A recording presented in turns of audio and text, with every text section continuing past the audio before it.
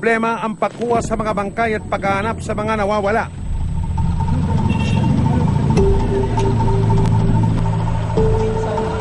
Mahirap din ang pagtugon sa pangangailangan ng mga nakaligtas sa trahedya.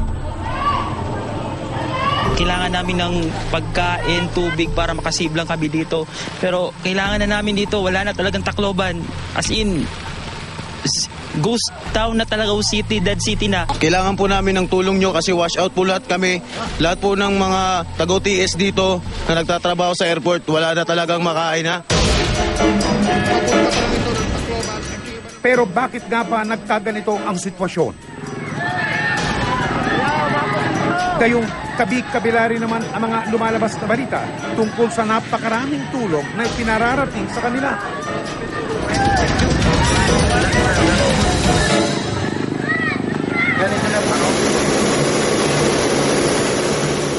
Sa runway ng paliparan ng Tacloban, naabuti naming nakalagak ang mga kahong may nakalimbag na USAID. Maaring tulong na nagmula pa sa bansang Estados Unidos. Ayon sa nakausap naming bantay sa airport, 4 na araw na raw mula nang dumating ang mga kahong-kahong relief goods pero hindi pa agad yun na ipamigay sa mga biktima. Tagal na po yan dito.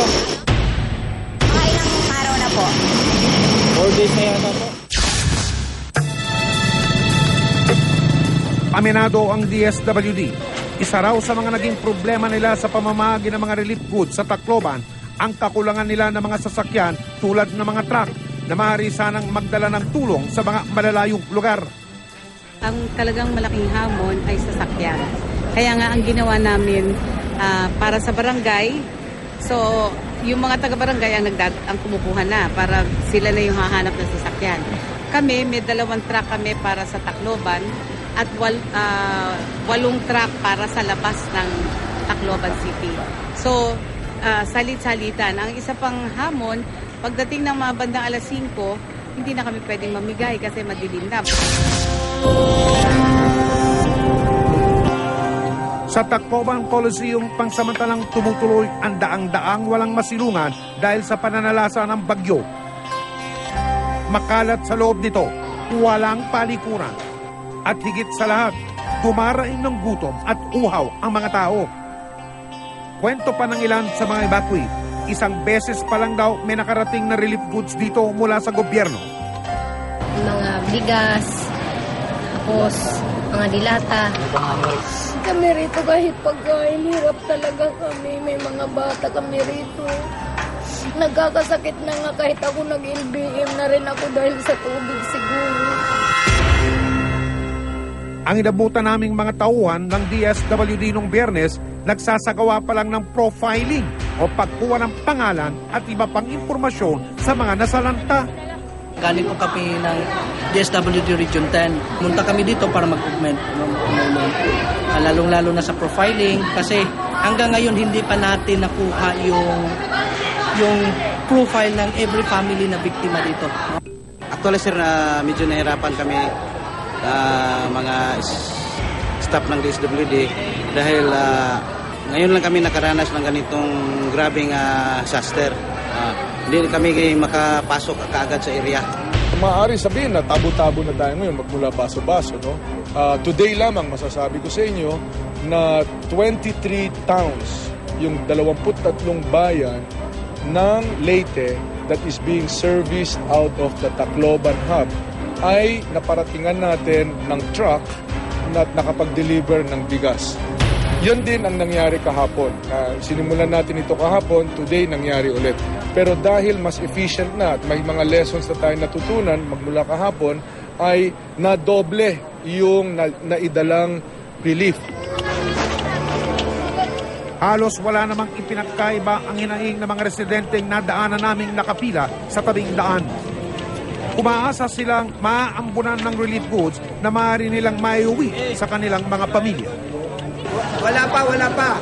Mayroon na bigyan pero maliit lang na pamilya.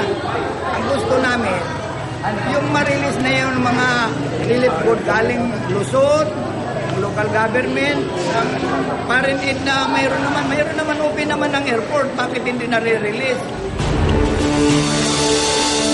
Halos ganito rin ang sitwasyon sa Leyte National High School. Isang beses pa lang po. Kailan po yun? Nung Sabado po. Kanina nagpunta sila sa bawat room at saka sinabi nila na magbibigay daw sila. Yun ang hinihintay namin para makaulam kayo mamaya. Hanggang ngayon may dumating na ba? Hindi pa po. Wala pa. Bakit daw po? Ewan ko, puro lista lang naman. Wala naman marating sa amin. Umagaw rin ng aming pansin ang karatulang ito na nakapaskil sa isang subdivision. Nananawagan sila sa media na kailangan nila ng tulong at pagkain.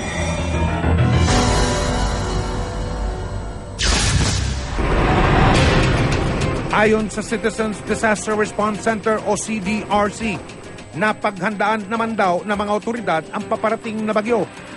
Pero sa lawak na naging pananalantang idinulot ng bagyo Yolanda, malinaw raw na hindi naging sapat ang naging paghahanda.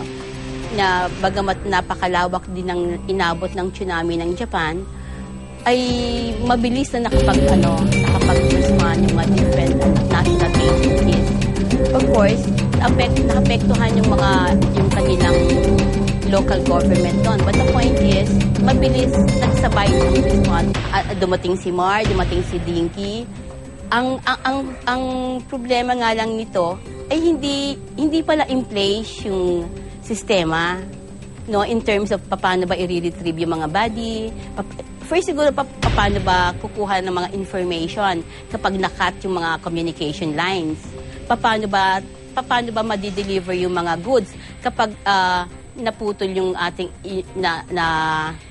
naputol yung mga puno at yung ating dadaanan ay hindi na madaanan. Ang na-anticipate ay yung malakas na bagyo na maaring kasing lakas ng Sendong or ng Pablo or ng Ruping noong 1990s, I think.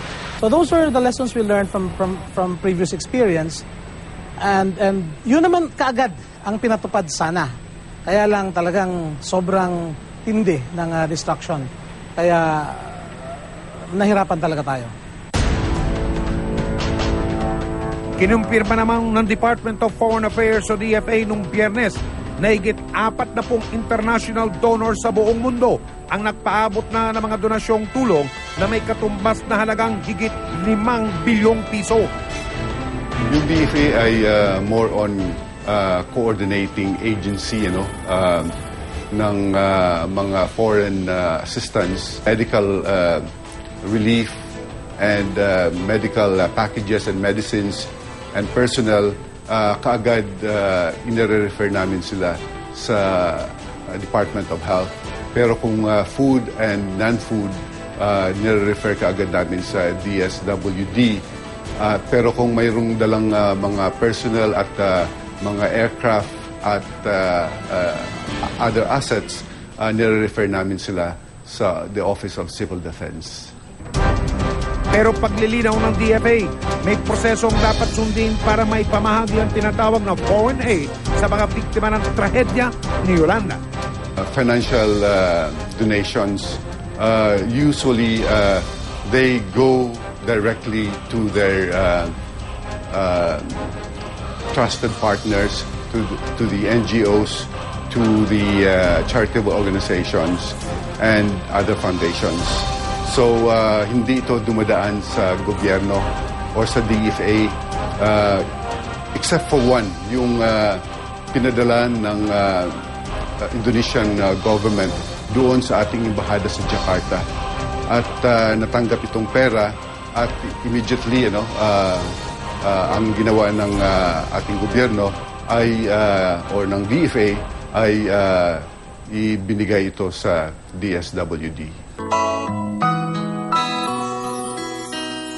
Ilugmok man tayo ng bagong pagsubok.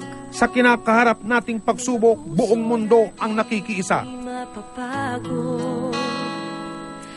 Ang bawat papel na dapat gampanan, marapat lang na taus-puso, tapat at tama.